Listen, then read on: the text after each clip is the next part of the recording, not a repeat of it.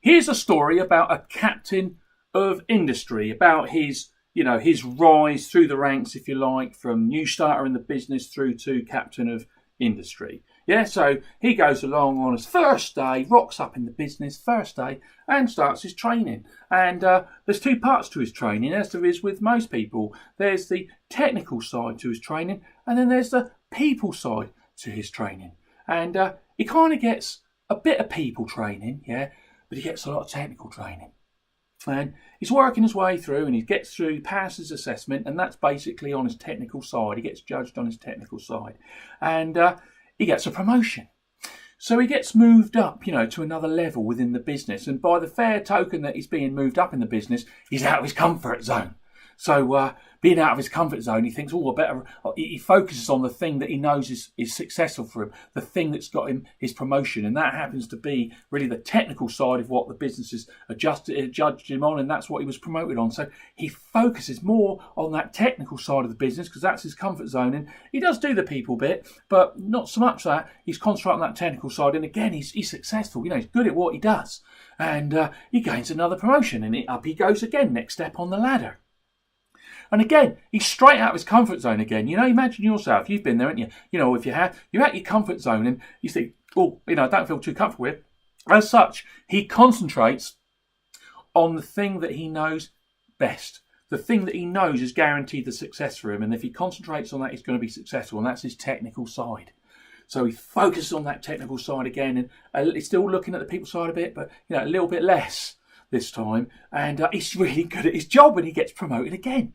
Up he gets again, and the process repeats itself and repeats itself and repeats itself. And each time he goes up a level and another level, he's focusing more and more each time on that thing that he really knows that he's an expert in and it's proven successful in, which is his technical side. But as he goes up and up, he does less and less on his people side. And as he gets up and becomes the managing director, if you like, the chief executive, the president of the business, and becomes that world famous captain of that industry, he's sitting there at the top of the ship, fantastically focused on the technical side of the business. But actually, he's lost a long time ago. He lost his people side of the business. As a result of that, the whole business and the operation in the business was technical and less on the people side of the business. And that is what happened years and years ago when leaders, captains of industry, grew up and moved through their business, got to the top, and business as a result were technically based and not people based. All well and good for back then.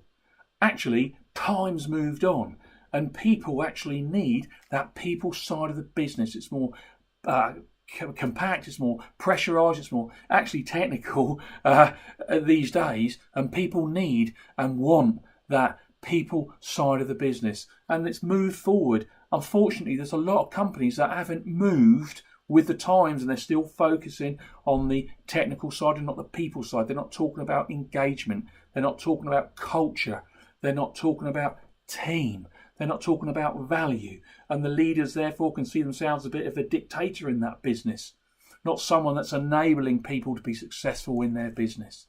That possibly could be you. The thing is that people in all positions in the company, in supervisors or positions where they're managing people below them, from supervisors to managers, department managers, to store managers, to area managers, to actual people, owners in a business. And actually the problem is that sometimes those people that are in that business, just like the captain of industry, he may well have been aware that he didn't have no people skills, but now he's at the top, he finds there's no one for him to go and say, he's too embarrassed to say, I ain't got no people skills. He should know everything. He's the leader. He's the one in charge. And he thinks he's less of a person. Or she thinks she's less of a person by actually not sort of coming clean and saying, can you please give me some coaching? Okay? And that can happen today. I've seen it myself. I was working within a business and I went on a 7 Habits course. Stephen Covey's 7 Habits course. If you're not aware of it, get aware of it. 7 Habits of Highly Effective People. Fantastic thing to get involved with and to start living and breathing in your life. And there's a Stephen Covey Foundation. and trainers come out and they train you. Well, I was sent on this training course. It was fantastic, and it seriously does change your outlook and change your mentality and change the way you do things and approach life. But the thing about it was, I asked the question, the actual leaders of this business, have they done this course too? And the trainer said, oh, no, they're not going to do it, because actually what the leaders have decreed, that they're actually fantastic, aren't they? They're better than everyone else because they know everything. They can't sort of show themselves up by putting themselves on a course, getting to know about people and life, because they know everything. That's a bit embarrassing for them. It's that something that they're going to do to other people.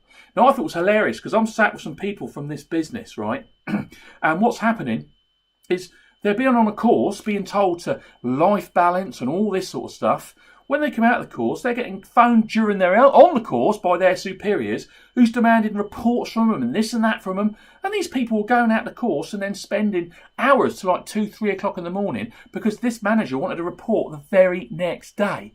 And the reason for that happening is that the true leaders of business, although they could see there was a benefit for it, didn't think they didn't need to get involved. They were too big for it. It wasn't important for them to do it. And as such, although these people below them were getting the training, nothing really changed in that business, and it still operated with fear and people being absolutely fed up with life, with high turnover in the business, morale being really bad, because actually the leaders never really truly got it. If they'd gone on that course, major changes could have been made in that course. That could be you at the moment. That could be you. You could be a leader in a business at some position, of course, but actually you ain't got much people skills. You might need some training. You might need some coaching. The problem is with coaching is that the mere mortals like us, when someone comes along in a business and says, tell you what, I'd like to give you a coaching. I'm going to spend a week with you coaching, or I'm going to get you this world famous coach to come in and coach you. Actually, the way we look at it, if it's me, someone comes to me, I'll start thinking to myself, well, what have I done wrong?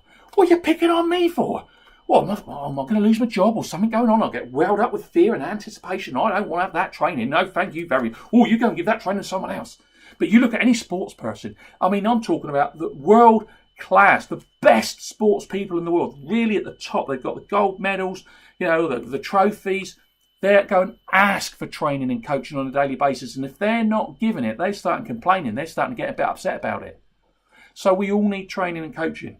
And now, if you are in a business and you're thinking that you might need some coaching and training, then you do.